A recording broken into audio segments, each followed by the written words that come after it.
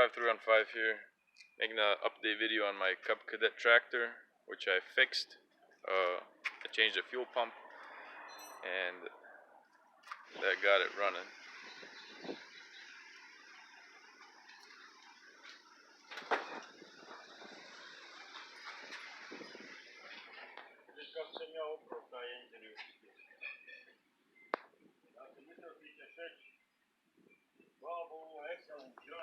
Here's the old pump.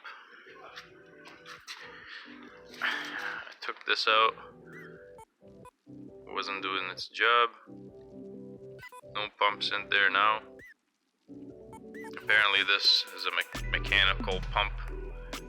The engine has a push rod or something in there and makes this move a little like that. And it sends the fuel from, actually it's like this.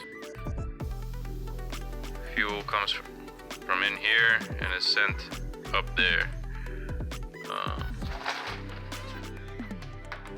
It came with this bracket. I put this bracket on there and it didn't fix it. But then when I tried without this bracket with the new pump, it worked.